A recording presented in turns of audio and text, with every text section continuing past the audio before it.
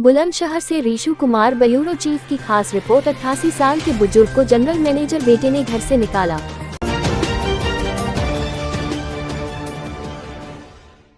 बुलंदशहर में 88 साल के बुजुर्ग को जनरल मैनेजर बेटे ने घर से निकाला। डीएम ने मिलवाया। डीएम को आप बीती सुनाने पहुंचे थे। 88 साल के बुजुर्ग की व्यथा जानकर डीएम ने दफ्तर के लैंडलाइन नंबर से किया बुजुर्ग के जनरल मैनेजर पुत्र से बात। डीएम ने कानून की याद दिलाते हुए बुजुर्ग के करोड़पति पुत्र से किया बुजुर्ग को साथ रखने का आग्रह। गेल इंडिया में जनरल मैनेजर पुत्र ने डीएम बुलंदशहर को दिया बुजुर्ग पिता को साथ ले जाने का भरोसा। ग्रेटर नोएडा में रहता है बुजुर्ग का करोड़पति बेटा। घर से निकाले जाने के बाद 88 साल के बुजुर्ग रहते हैं बुलंदशहर में छोटी बेटी के साथ। दादा क्या नाम है आपका और कितनी उम्र है? मेरी 88 में चल रहा है। अच्छा, क्या समस्या है? जिलाधिकारी साहब के पास आप आए हैं, क्या समस्या है आप? समस्या ये है कि मैं वहाँ अकेला रहता था। 4 तारीख में मेरी एनएससी की किताबें उसने छीनी थी डाक खाने की। किसने? लड़के ने। बोले कि ये पैसा मैं लूँगा, आप ये मैं चो निकले। आइडर सर्वाइवर के नाम थी तो उसने कैश करा दी। उनमें से मैंने कहा तो 1 लाख रुपए मैं निकाल लूँगा, आप दस्तखत कर दीजिए। उसने दस्तखत कर दिए थे। मैंने 1 लाख रुपये उसकी किताब से, उसने जो तीनों मेरी एनएससी की किताबें थी ना, अपने अकाउंट में डाल दिया था आइडर सर्वाइवर के नाम से। तो 4 तारीख में, पहली तारीख में लौट गए थे। बरसी माँ थी मिसिस की, तो ये लोग 28 में आए थे और पहली में लौट गए थे। फिर 4 तारीख में जैसे मैंने 1 लाख रुपये निकाले तो बहुत गुस्सा हुए। बोले कि आपने क्यों निकाले? मैंने कहा मेरी 3 लाख की किताबें थी तो मैं जबरदस्ती छीनी है, मैंने तो 1 लाख निकाला।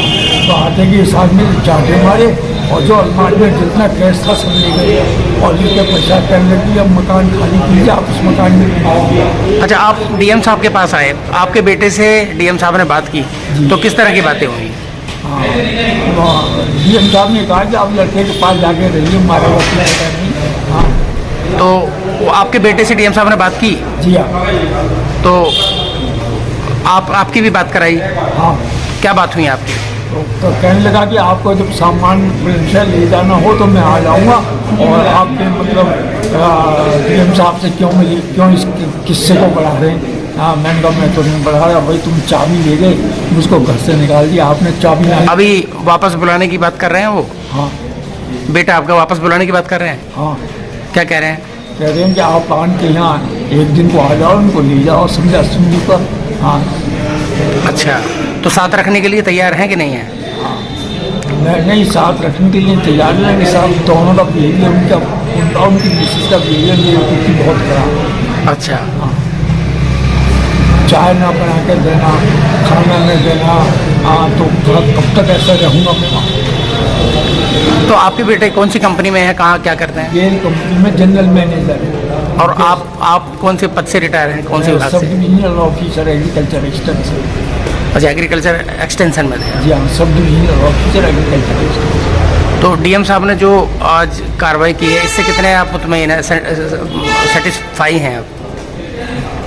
100% सेटिस्फाइड है। उन्होंने बताया कि ठीक है, आपका लड़का समझदार है, ऊँचे पद पर है, वो ऐसा बिहेवियर नहीं करे। सर, एक 88 साल के बुजुर्ग आपके पास आए थे, उनको बेटे ने घर से निकाल दिया था, तो किस तरह की उनकी मदद की गई? देखिए, आज जनता दर्शन में एक 88 साल के बुजुर्ग हमारे सामने आए थे कि हमारे बेटे ने हमको घर से निकाल दिया है, मेरा भरण पोषण की व्यवस्था की जाए। मैंने उनसे बात की तो उनका बेटा किसी नवरत्न कंपनी में एक बड़े पद पर कार्यरत है। मैंने उनसे नंबर लेकर के उनसे बात की उनके बेटे से, और बात के दौरान यह समझ में आया कि पुत्र और पिता में किसी बात को लेकर के भयंकर कम्युनिकेशन गैप है। दोनों की वार्ता कराई गई है और वो आएंगे, अपने बेटे को अपने पिताजी को लेकर के जाएंगे।